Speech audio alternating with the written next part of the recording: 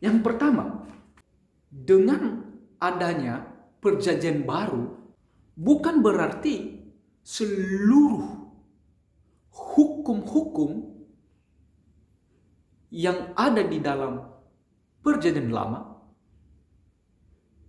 batal secara otomatis. Kenapa? Karena ada memang hukum yang tidak berlaku lagi karena memang sudah selesai.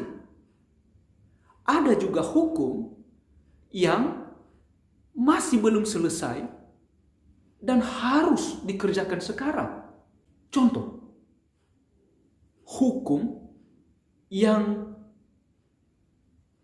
masih diberlakukan atau belum dibatalkan.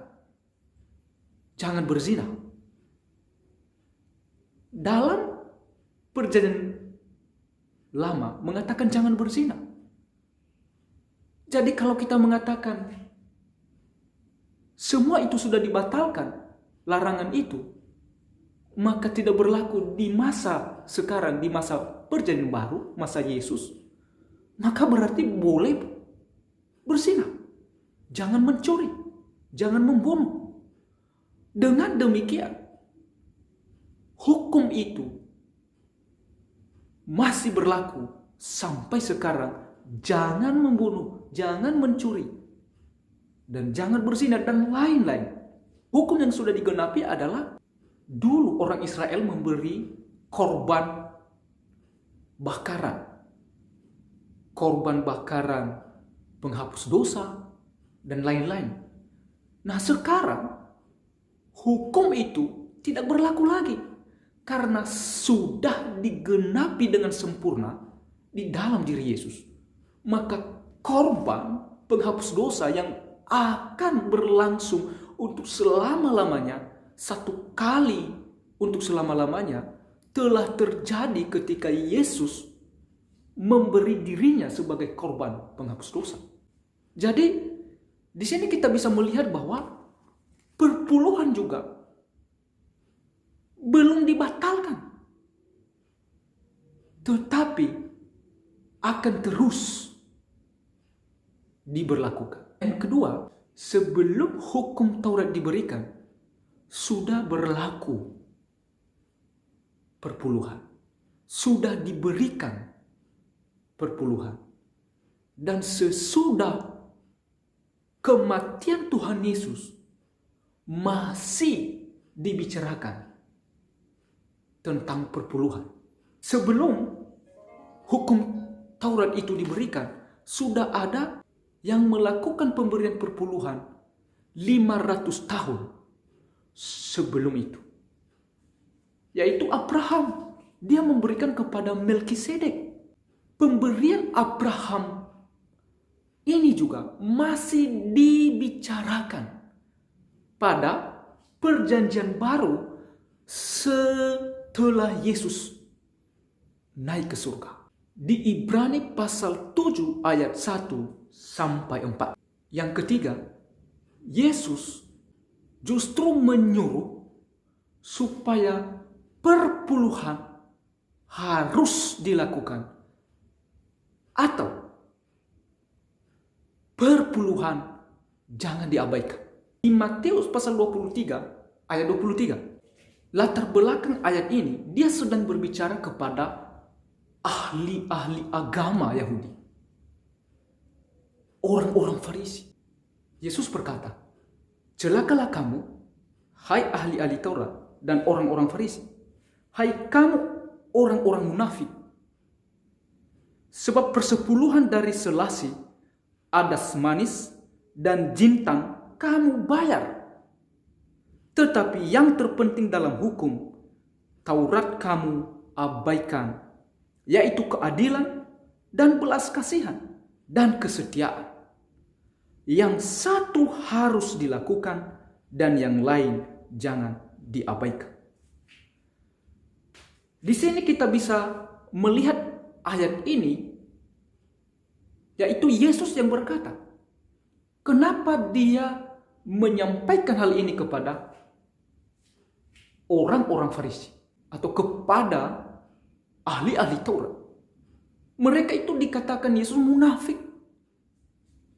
Yang pertama, ahli-ahli Taurat lebih mengutamakan persepuluhan karena itu penting bagi mereka. Tetapi yang paling terpenting dalam hukum Taurat adalah kasih. Mereka abaikan. Sehingga demi uang banyak, demi perpuluhan, maka mereka mengabaikan belas kasihan. Tetapi Yesus berkata, ini yang harus kita lihat, bahwa Yesus mengatakan perpuluhan harus diberikan. Di ayat yang paling terakhir, di ayat 23 ini, yang satu harus dilakukan dan yang lain jangan diabaikan.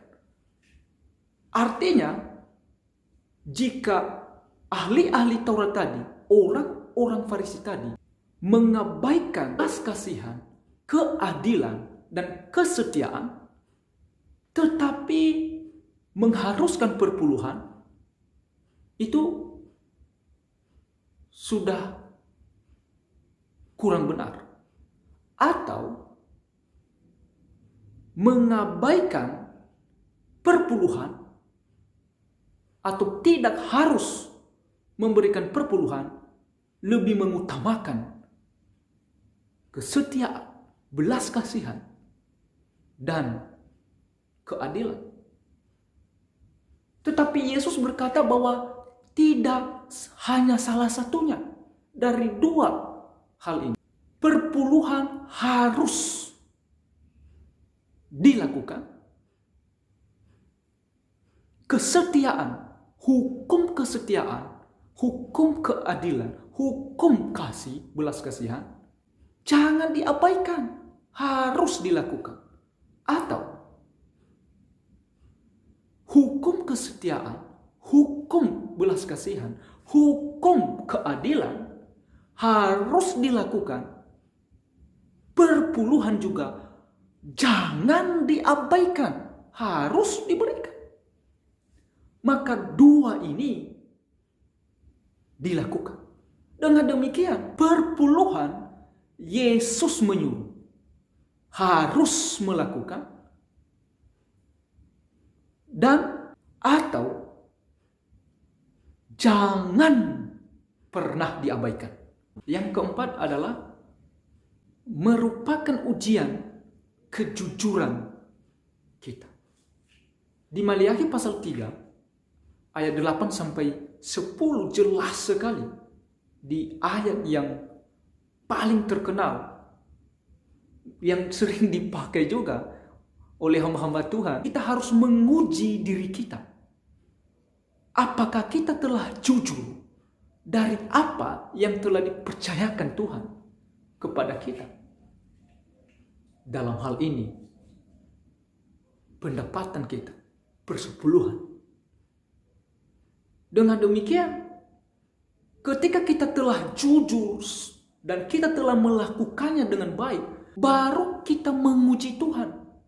Apakah benar firman Tuhan ini?